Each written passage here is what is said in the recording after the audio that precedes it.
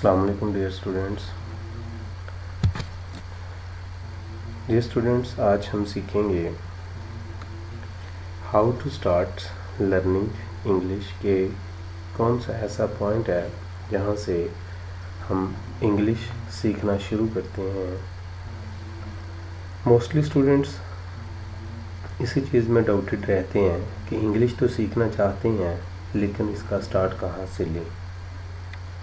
तो इसके लिए आज मैंने ये लेक्चर रिकॉर्ड किया है कि इंग्लिश सीखना जो है वो किस पॉइंट से शुरू किया जाए। तो इसके लिए आज हमारे पास 3 पॉइंट हैं। सबसे पहला इन 3 पॉइंट्स में है parts of speech. Parts of speech जो हैं ये हमें क्लियर होने चाहिए ताकि हम सेंटेंस को अच्छी तरह लिख सकें। दूसरा पॉइंट है हमारे पास टेंसेस के ज़माने का हमें पता होना चाहिए कि जो सा एक्शन हो रहा है वो किस ज़माने में हो रहा है, यानी कि वो माजी में हो रहा है, पास्ट में है यानी कि ये प्रेजेंट में है, हाल में हो रहा है, या मुस्तकबिल में होगा यानी कि फ्यूचर में होगा। तो इनका हमें पता होना चाहिए। फिर उसके बाद हमारे पास सेंटेंस की स्ट्रक्चर है SVO, इसका हमें पता होना चाहिए। सब्जेक्ट, वर्ब, ऑब्जेक्ट, SVO, इसका हमें क्लियर होना चाहिए। तो सबसे पहले हम पढ़ते हैं पार्ट्स ऑफ स्पीच के बारे में। पार्ट्स ऑफ स्पीच में हमारे पास ये सबसे पहला है नाउन यानी कि नेम। किसी भी चीज़ का नेम हो सकता है, किसी भी प्लेस, किसी जगह का नेम हो सकता है, किसी भी इंसान का नेम हो सकता है, किसी जानवर का नेम हो सकता है। तो सबसे पहला है नेम पार्ट्स ऑफ स्पीच में। दूसरा है प्रोनाउन। प्रोनाउन जो हम नेम के जगह पे यूज़ करते हैं, जिस तरह आदमी के लिए, मेल के लिए हम ही का इस्तेमाल करते हैं, फीमेल के लिए, वुमेन के लिए हम शी का इस्तेमाल करते हैं। ही, शी, इट, दे, वी, आई, ये प्रोनाउन है। प्रोनाउन के बाद हमारे पास है वर्ब। वर्ब में हमारे पास आता है रीड, गो, प्ले, ये चीज़ें। उसके बाद हमारे पास है एडजेक्टिव।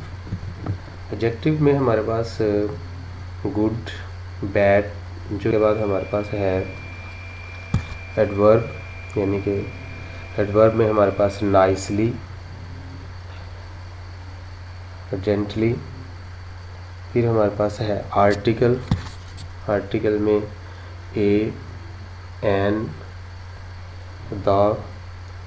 फिर हमारे पास हैं लिंकिंग वर्ड्स यानी कि कंजक्शन भी नहीं कहा जा सकता है, जिसमें बट, एंड।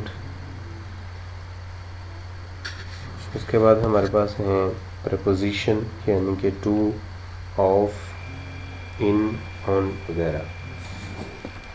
ये पार्ट्स ऑफ स्पीच हैं जिनके बारे में हमें कम्प्लीटली इनके ऊपर हमारी ग्रिप होनी चाहिए। तो सबसे पहले हमें इनको सीखना चाहिए। उसके बाद फिर हमारे पास टेंसेस आते हैं कि टेंस हमें ज़माने के बारे में बताते हैं। जिस तरह मेरे पास एक एग्जांपल है जो मैंने लिखी हुई है, Ali writes a letter to his friend. अब देखिए ज़माना जो है वो जस्ट हम इसमें एक चीज़ के बारे में क्लियर कर रहा है, राइट्स। जब हम राइट्स को पढ़ते हैं तो इसके साथ जो एस लगा हुआ है वो हमें बता रहा है कि ये प्रेजेंट इंडेफिनिट का टेंस है, यानी कि उसको आदत है। ये आदत को बता रहा है कि Ali writes a letter to his friend, लिखता है, यानी कि ये आदत के बारे में भी है और लिखता है। उसके बाद देखिए Ali writes a letter to his friend, यानी कि आ लेटर, आ आर्टिकल भी आ गया है। उसके बाद टू प्रेपोजिशन भी आ गई है, अली नाउन भी आ गया है, हिज उसके प्रोनाउन की जगह पे आ गया है। तो देखिए Ali writes a letter to his friend. अगर हम नेक्स्ट देखते हैं तो ये भी कहा जा सकता है Ali wrote a letter to his friend, लिखता था, लिखा, अली ने लिखा, यानी कि प्रीवियस बात हो जाएगी, पास्ट की बात हो जाएगी, या अली इज़ राइटिंग, जो अभी इस वक्त हो रहा है उसके बारे में बताया जा सकता है। सिर्फ राइट्स की जगह पे चेंजिंग हो रही है, बाकी सारे वही रह रहे हैं। तो इसलिए हमें पार्ट्स ऑफ स्पीच पहले क्लियर होने चाहिए ताकि फिर हम उसको टेंस के अकॉर्डिंगली लिख सकें। तो टेंस जो है वो हमें सिर्फ ज़माने के बारे में बता रहा है। जिस तरह राइट्स अभी इस वक्त की बात अगर हम करते हैं तो इज़ राइटिंग, अगर हम प्रीवियस की बात करेंगे तो रोट आ जाएगा यहाँ पे। अगर हम मुस्तकबिल की बात करेंगे तो यहाँ पे विल राइट आ जाएगा।